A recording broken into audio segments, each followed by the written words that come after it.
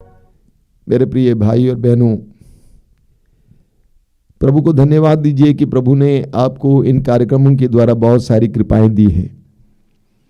और ये विश्वास कीजिए कि आज भी इस पवित्र रक्ताभिषेक प्रार्थना के द्वारा आपके जीवन में प्रभु कुछ करने जा रहे हैं। हम एक ऐसे प्रभु के बारे में बताते हैं जो आज जीवित हैं और क्रियाशील हैं, जो 2000 वर्ष पहले इस इतिहास में आए और हमारे लिए मुक्ति का कार्य किए और आज भी हमारे लिए कार्य कर रहे हैं, ऐसा विश्वास करना। God will bless you when you start believing in His presence and His action. प्रभु आपको आशीर्वाद देंगे जब आप विश्वास करेंगे कि प्रभु जीवित हैं और वो कार्य कर रहे हैं। मेरे प्रिय भाई और बहनों, आज 40 का पहला शुक्रवार है। संसार भर में सभी विश्वासियों और मसीहियों के लिए 40 काल बहुत ही महत्वपूर्ण समय है।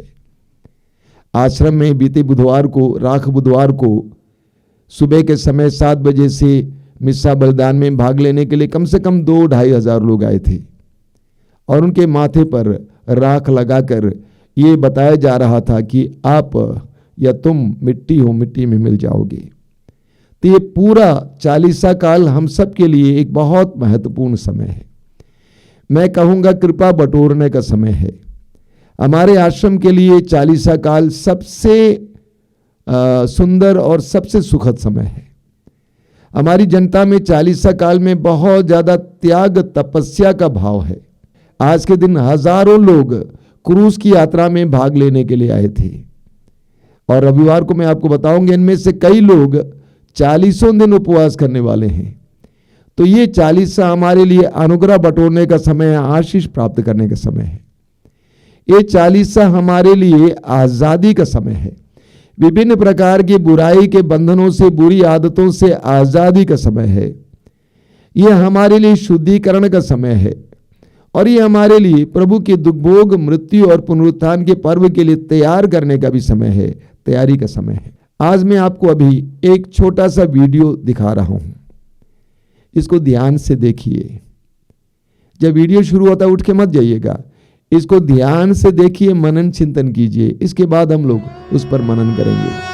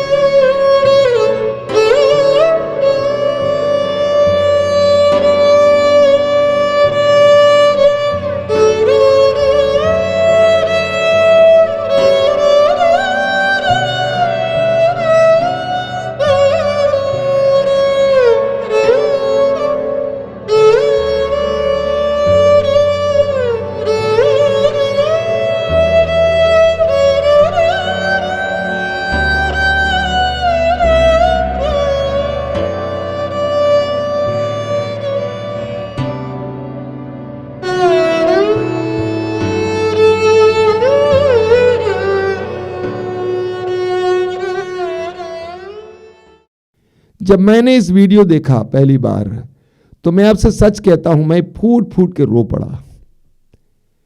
मैं फूट फूट के रो पड़ा इसलिए नहीं कि मैंने वृद्धावस्था के दर्द को देखा, बिल्कुल नहीं, बल्कि इसलिए मेरे मन में एक सवाल उठ रहा था, इनके बच्चे कहां हैं?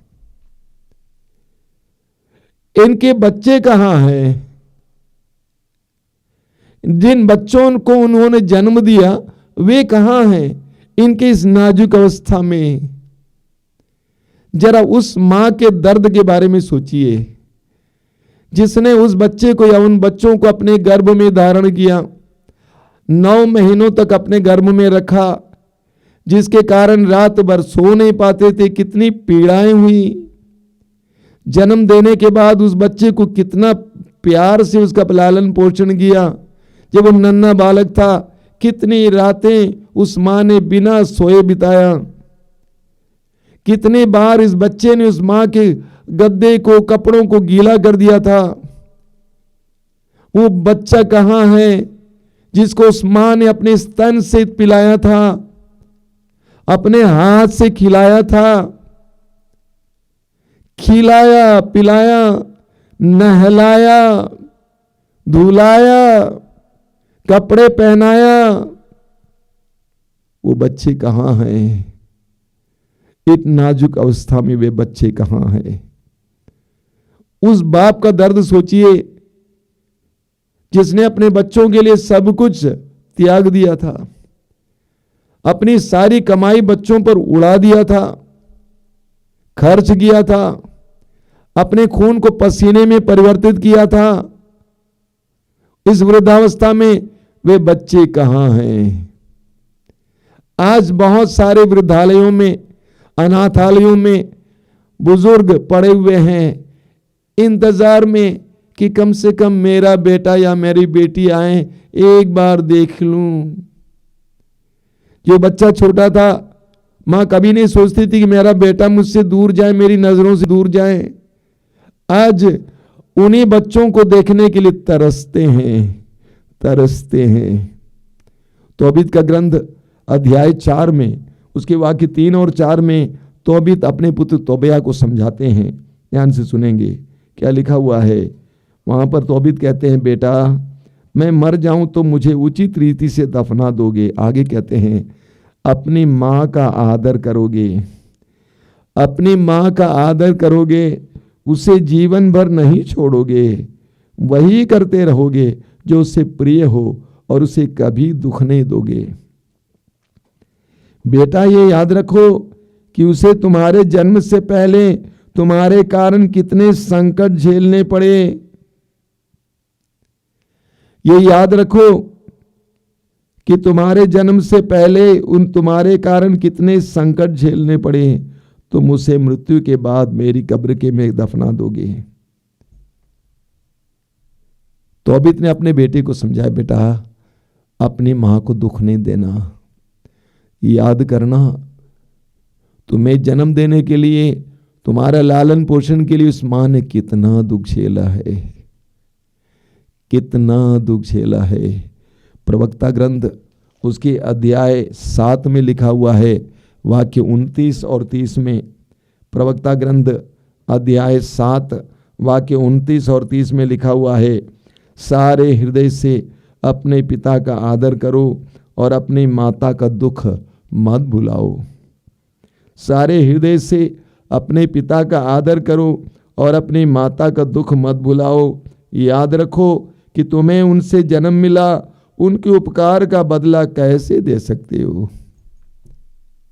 वचन कहता है, याद रखो तुम्हें उनसे जन्म मिला, तुम्हें उनसे जन्म मिला, उस उपकार का बदला तुम कैसे कर सकते हो।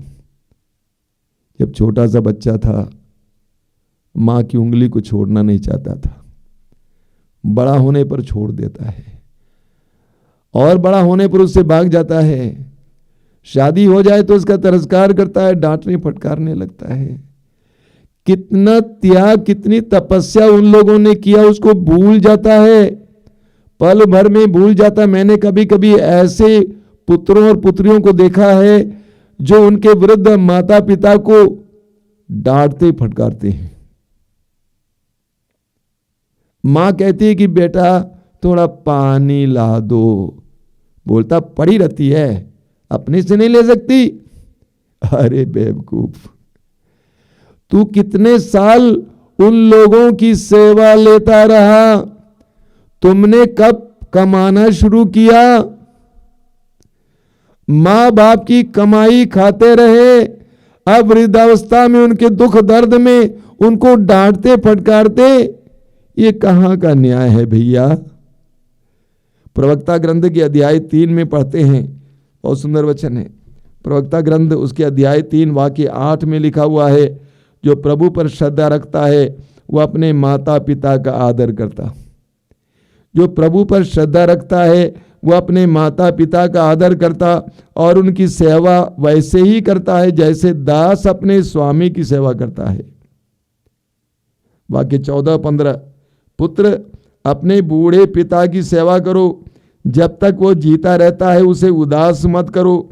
यदि उसका मन दुर्बल हो जाए तो उससे सहानुभूति रखो।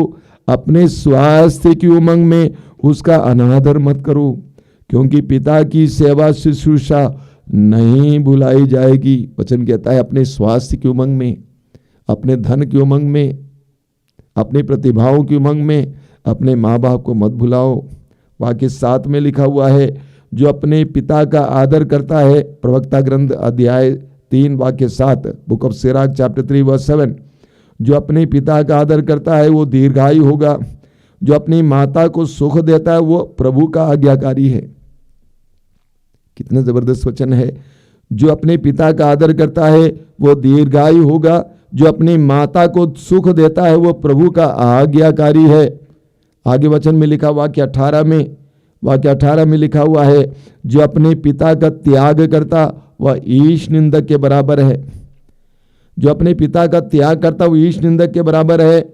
जो अपनी माता को दुख देता है वो ईश्वर द्वारा अभिशप्त है। जो अपने पिता का त्याग करता वो ईश निंदक के बराबर है। जो अपनी माता को दुख देता है वो ईश्वर द्वारा अभिशप्त है। वाक्य 11 में लिखा हुआ बहुत जबरदस्त शक्तिशाली वचन है, बहुत डरावना वचन। वहां लिखा हुआ है, पिता का आशीर्वाद उसके पुत्रों का घर सुदृढ़ बनाता है, किंतु माता का अभिशाप उसकी नींव उखाड़ देता है। वचन में लिखा हुआ है, पिता का आशीर्वाद उसके पुत्रों का घर सुदृढ़ बनाता है, किंतु माता का अभिशाप उसकी नींव उखाड़ देता है। ये सच्चाई है।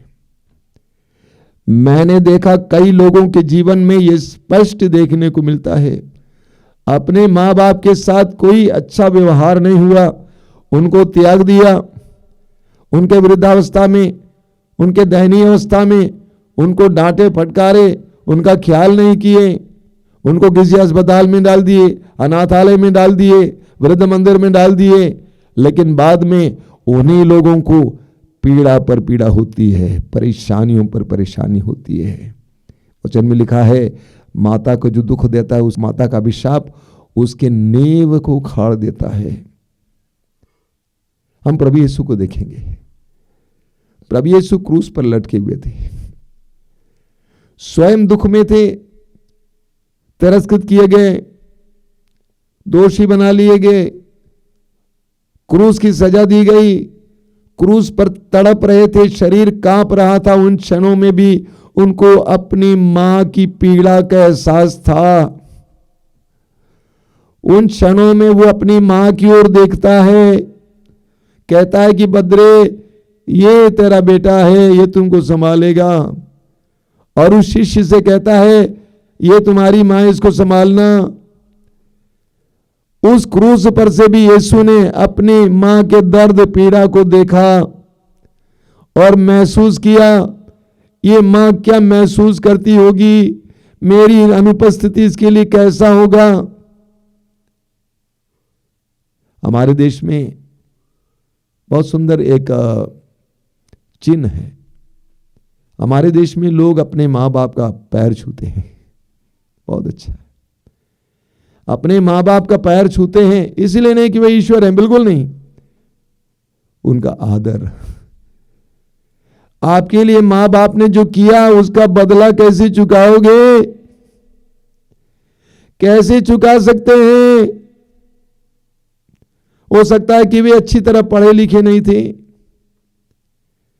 आपकी तरह सुंदर नहीं थे, वे आपकी तरह प्रतिभावान नहीं थे, हो सकता है कि वे समाज में आपकी तरह सम्मानित नहीं थे, वे हो सकता है कि आपकी तरह सभ्य नहीं थे। लेकिन इस सत्य को नहीं भूलना चाहिए, आज आप जो हैं उनके कारण है। आज आप जो हैं उनके कारण हैं, आप उनसे आए हैं। ईश्वर ने उनके द्वारा आपको जीवन दिया है, वे आपके माध्यम हैं, आपके लिए निमित्त हैं। इसलिए उनका आदर करना, उनका सम्मान करना, ये भूलना नहीं चाहिए।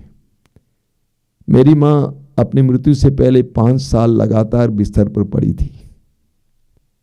वे उठ नहीं पाती थी और कुछ मानसिक रूप से भी विक्षिप्त हो गई थी, क्योंकि बुढ़ापा है। 5 साल पड़ी रही, बिस्तर पर पड़ी रही, सब कुछ वहीं करती थी, उठती नहीं थी, चल फिर नहीं पाती थी। लेकिन मेरे सबसे छोटे भाई और उसकी पत्नी नर्स थी, उन्होंने उसको एक संभाला, एक नन्हे बच्चे की तरह उसको संभाला। 5 साल तक बिस्तर पर पड़े रहने के बाद जब वो मरी तो उसके शरीर पर, उसके पीठ पर एक फोड़ा या फुंसी तक नहीं दिखाई दिया। इतना ख्याल किए। एक बार मैंने अपनी उस बहू से पूछा, तुमको कैसा लगता है कि माँ इतने साल तक पड़ी हुई है? कहा कि कोई बात नहीं भैया, मैं जानती हूं इसके द्वारा प्रभु मुझे आशीष दे रहे हैं, इसके द्वारा प्रभु मुझे आशीष दे रहे हैं, और मेरा पक्का विश्वास है उस सेवा को प्रभु कभी नहीं भूल सकते। हमें कभी भी भूलना नहीं चाहिए। ये 40 काल हमारे लिए, मैंने कहा, परोपकार का समय है। हम परोपकार कहां से शुरू करें? अंग्रेजी में कहावत है, चैरिटी बिगिंस एट होम, यानी परोपकार का काम घर से शुरू करो। परोपकार का काम घर से शुरू करो। आज ही अपने मां बाप की सेवा करना शुरू करो। ये मत भूलना कि मेरी मां ने मेरे लिए कितना दुख झेला है, ये नहीं भूलना कि मेरे पिता ने मेरे लिए कितना दुख झेला है। इस 40 काल के पहले शुक्रवार को प्रभु ने मुझे प्रेरणा दी कि मैं सभी विश्वासी भाई बहनों को, मसीह भाई बहनों की बताऊं कि अपने मां बाप को प्यार करें, उनका ख्याल करें, अगर वो दर्द में, पीड़ा में, उनको साथ दें, उनकी देखरेख करें। अगर आपके माँ बाप मर चुके हैं या आपके सास ससुर मर चुके हैं, जिनकी सेवा आप कर नहीं पाए, और आपके दिल में अभी भी पीड़ा है कि मैंने उनके साथ अच्छा व्यवहार नहीं किया, रोइए, प्रभु से कहिए, मुझ पर दया कर, मैंने गलती की, मैंने अपराध किया, प्रभु मुझ पर दया कर, मैंने उनको रुलाया, मैंने स्वयं उनकी आंखों में आंसू देखा, मैंने उनको रुलाया, मुझ पर दया कर, मेरे ऊपर वो अभिशाप गिरने ना दे। प्रार्थना करना, माफी मांगना, और प्रार्थना में अपने उस माँ बाप या उस सास ससुर से माफी मांगना, रो रो कर माफी मांगना, कहना, मम्मी, माँ, पापा, मुझे माफ कर दे, मुझे जो करना चाहिए था मैंने नहीं किया, मुझ पर दया कर, मुझे माफ कर दे। अगर आपके माँ बाप अभी भी जिंदा हैं, सास ससुर जिंदा हैं, सेवा कीजिए, सेवा कीजिए। ये मत भूलिए, जिस नाप से आप नापेंगे उसी नाप से आपके लिए नापा जाएगा। लूका अध्याय 6 वाक्य 38। प्रभु कहते हैं, जिस नाप से तुम नापोगे उसी नाप से तुम्हारे लिए नापा जाएगा। ये मत भूलिए। उत्पत्ति ग्रंथ में हम देखते हैं कि याकूब ने अपने पिता को धोखा देकर आशीर्वाद लिया, पिता इसहाक को धोखा देकर आशीर्वाद दिया, क्योंकि याकूब जानता था पिता का आशीर्वाद ईश्वर का आशीर्वाद है। वो मानता था कि पिता का आशीर्वाद ईश्वर का आशीर्वाद है। इस 40 काल के प्रथम सप्ताह में हम इस पर मनन करेंगे, अपने माँ बाप का ख्याल करेंगे, उनको जानबूझकर प्यार देंगे। हाँ, वृद्धावस्था में वे कुछ विकृत हो जाते हैं, ये आपकी भी बात है, सबकी बात है। जिस तरह बचपन में आप विकृत थे, जिस तरह आप बचपन में विकृत थे, उसी तरह वृद्धावस्था में आपके माँ बाप या सास ससुर कुछ विकृत हो सकते हैं। उनका व्यवहार कुछ अच्छा नहीं होगा, आपको प्रिय नहीं लगेगा। उनकी सेवा करना शुरू कीजिए, प्रभु को आपको आशीष देगा। तो ये पूरा 40 काल हमारे लिए अपने बुजुर्गों की सेवा का समय हो। आइए हम प्रार्थना करें। प्रभु यीशु, धन्यवाद देते हैं आज के सुंदर दिन के लिए, तेरे पवित्र वचनों के लिए धन्यवाद देते हैं। तूने हमें इस समय आकर्षित किया, हमारे मन को, ध्यान को, कि हमें अपने माँ बाप के प्रति जो प्यार होना चाहिए शायद हमने दिया नहीं है। जिस हद उन्होंने हमें प्यार किया उस हद तक हमने उनको प्यार नहीं दिया है। प्रभु यीशु धन्यवाद देते हमें याद दिलाने के लिए, अपने बुजुर्गों की सेवा करने के लिए, उनका आदर सम्मान करने के लिए, उनकी पीड़ा में, उनकी वेदना में उनको साथ देने के लिए, उनको सहारा देने के लिए, उनके चेहरे पर मुस्कान देखने के लिए, उनको ना रुलाने के लिए हमें कृपा दीजिए। वे कैसे भी विकृत हो, उनका व्यवहार कितना भी कठोर क्यों ना हो, उसको स्वीकार करने के लिए कृपा दीजिए। प्रभु हमारे हृदयों को नाजुक बना, इस 40 काल में हमारे हृदयों को नाजुक बना, कोमल बना।